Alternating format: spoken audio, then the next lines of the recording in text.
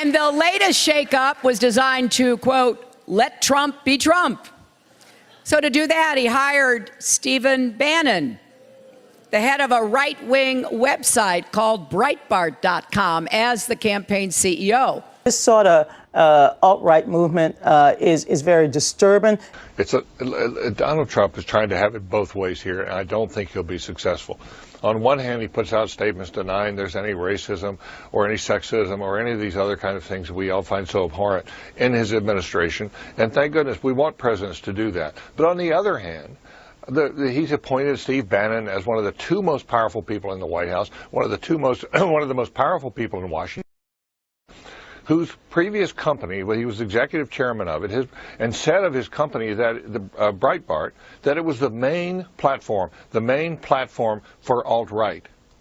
And now here comes alt-right, and we see their true colors. They have this conference in Washington. It's overtly racist. It's overtly anti-Jewish. It's anti-Semitic. It's overtly against women, and it is overtly a white supremacist. They basically said this is a white nation. We're not going to lose it. We're going to reassert ourselves. And it says our motto has to be conquer or die.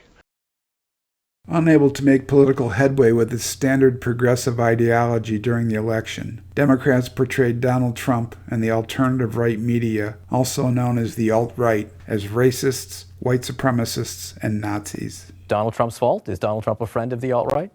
Well, I think that Peter's right, that Donald Trump's candidacy has given them energy. And by the way, they're not conservative. I mean, they're isolationist, they're not for free trade, and they're not pro-life. They actually have this Nietzschean worldview that is the opposite of my version of conservatism. Most people would agree Donald Trump might be the most divisive presidential candidate ever. Even as he continues to win primaries, many are openly comparing Donald Trump to Adolf Hitler. Yes. Now, it's pretty common. In fact, New York's Daily News ran this front page earlier this week: Trump is Hitler. And it doesn't get much worse than Trump is Hitler. The Oxford Dictionary defines the alt-right as an ideological grouping associated with extreme conservative or reactionary viewpoints, characterized by a rejection of mainstream politics and by the use of online media to disseminate deliberately controversial content. Quartz, a website owned by Atlantic Media, says the Oxford description doesn't go far enough. They say Donald Trump is a neo-Nazi taking his cues from the fascist playbook. During the election, the supposed fascist character of alt-right and Donald Trump dominated the liberal media. Getting tired of all these primaries and voting and democracy as a whole. There's good news. There's an alternative. Fascism. Steve Bannon, however, is not a Nazi, as Quartz and the corporate media would have it. He may fall on the right side of the false left-right paradigm, but that doesn't make him a neo-Nazi. Steve Bannon, who ran something called Breitbart News. Right, which is a far-right anti-Semitic publication. You called him a Nazi?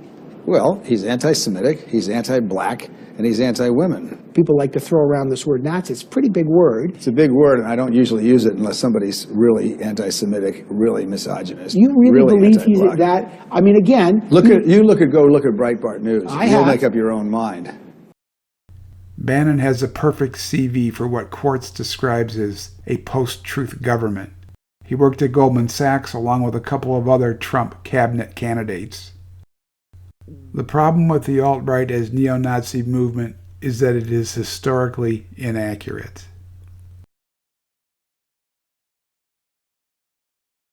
Benito Mussolini is considered the father of modern fascism. He got his start as an editor of a socialist newspaper, and within a few years became one of Italy's most prominent socialists. He was later ejected from the Socialist Party when he supported Italy's decision to enter the First World War. By 1914, he rejected Marxist class struggle and called for a revolutionary vanguard to overthrow the state. With the help of British intelligence, he formed the National Fascist Party. He embraced Plato's Republic and called for rule by an elite. He opposed democracy, said the ultimate goal of the state is to protect class division, and promoted aggressive militarism. Mussolini unified Italian nationalists, economic collectivists, and Italians who rejected Marxism and socialism. Hitler and the Nazis based their movement on Mussolini's version of fascism and added a racist element. Like Mussolini, Hitler and the Nazis rejected laissez-faire capitalism. They called for trades, crafts, professions, and industries to be part of a monolithic, centralized authority run by the state. Fascists criticized finance capitalism and the internationalism of central banks. Mussolini's fascist movement of 1919 was hostile to free market capitalism, although this moderated in the 1920s as he consolidated power. By the time he became El Duce, he once again became a staunch opponent of capitalism. Hitler and the Nazis were also enemies of international bankers and finance. Die internationale Finanz, sie blieb brutal rücksichtslos, sie presste unser Volk aus, soweit sie konnte. The Nazis rejected the English economic model that said all currency must be borrowed against gold, owned by the international bankers and cartel institutions like the Central Bank of Europe and the Federal Reserve.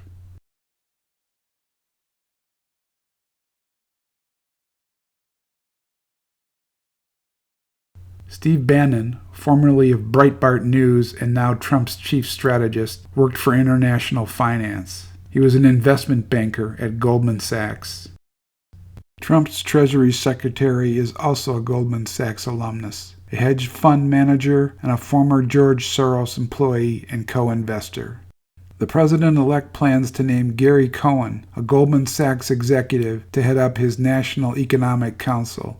During Bill Clinton's administration, the Goldman Sachs banker Robert Rubin ran the National Economic Council. Under Obama, Larry Summers, a former chief economist for the World Bank, held the position.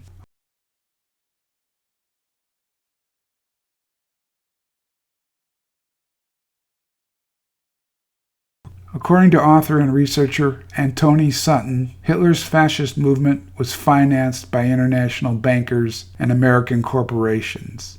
Amongst the corporations that transferred money to Hitler, I find not only R.G. Farben, which is quite widely known, but also German General Electric, AEG, which is under the control of General Electric in the United States, or was at that time. Now, in your book, Wall Street and the Rise of Hitler, there was one very interesting section about a special fund that Heinrich Himmler had, and the funneling of money from German corporations into this fund, even up into the years 1943 and 1944. And many of these corporations had strong ties into the American corporations, into the American parent corporations. J.P. Morgan, T.W. Lamont, the Rockefeller interests, General Electric, Standard Oil, and the National City, Chase, and Manhattan banks, along with Kuhn, Loeb and Company, General Motors, Ford Motor Company, and dozens of other banks and corporations did business with the Nazis. Hitler showed his appreciation by awarding Henry Ford, James Mooney of General Motors, and Tom Watson of IBM the Grand Cross of the German Eagle. George W. Bush's grandfather, Prescott Bush, worked for and profited from companies closely involved with German businesses that financed Hitler's rise to power. It's said Prescott Bush used the fortune he amassed to establish the Bush dynasty and finance his political aspirations. Hillary Clinton and Democrats conveniently ignore the fact the United States government has supported and continues to support fascists. From Operation Paperclip to the coup in Ukraine, the United States has worked closely with fascists. Operation Paperclip was an OSS program that brought Nazi scientists, engineers, and technicians to the United States after the Second World War.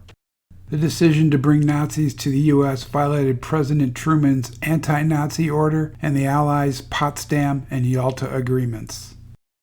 The U.S. supported a number of regimes that adopted fascist policies based on the ideology of Mussolini and his counterpart in Spain, General Francisco Franco. It supported regimes in Nicaragua, Honduras, Cuba, El Salvador, Guatemala, Paraguay, Bolivia, Argentina, and Chile. The U.S. also cooperated with fascists in Europe.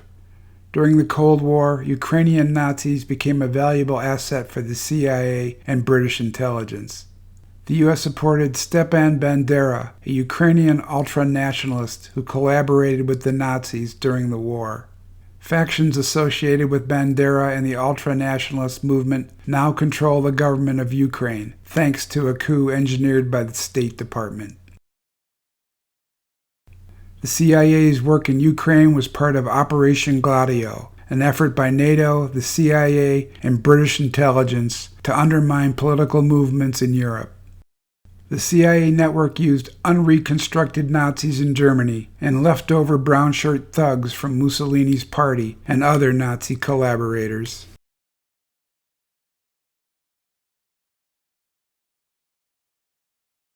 With all the Trump is Hitler rhetoric pushed to the forefront by the media before the election, the fact anti-Trump demonstrators resembled Nazi brown shirts without brown shirts was ignored or blamed on Donald Trump.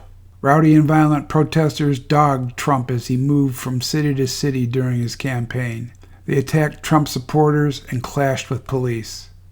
A Donald Trump rally in California was the target overnight of some of the worst political violence of the presidential campaign.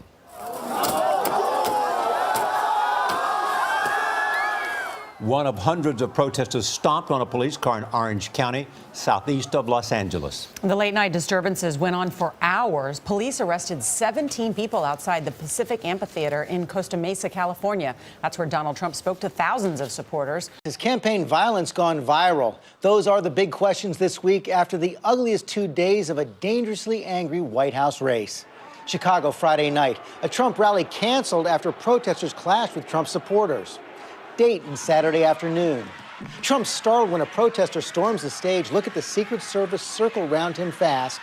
And overnight in Kansas City, police used pepper spray outside a Trump rally. Arrest 4. The left has embraced the Nazi definition imposed by the establishment media on their enemies. Because Nazism and fascism are evil, many progressives believe a disruptive and violent response is justified. Protests against Trump and violence against his supporters, and even a feeble attempt to assassinate Trump, resemble the street violence of Nazi brownshirts who attacked their opponents in the 1920s and 1930s.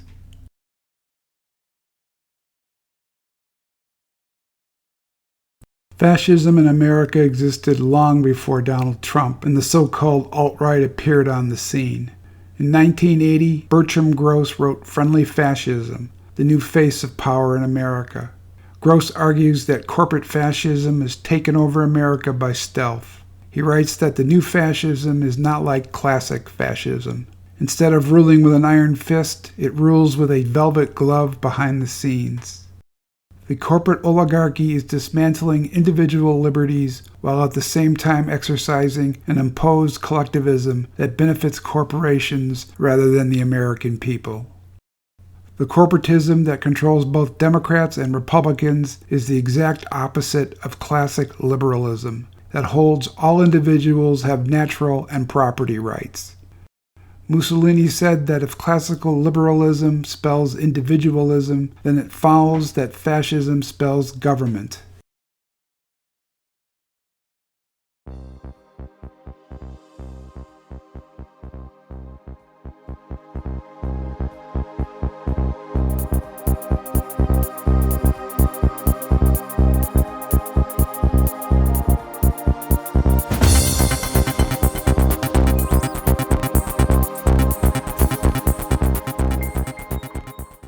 If you find the Geopolitical Report informative, please consider making a contribution to Newsbud.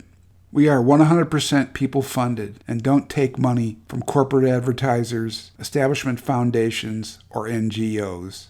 With your support and encouragement, we'll continue to bring you news and information ignored and blacklisted by the corporate media.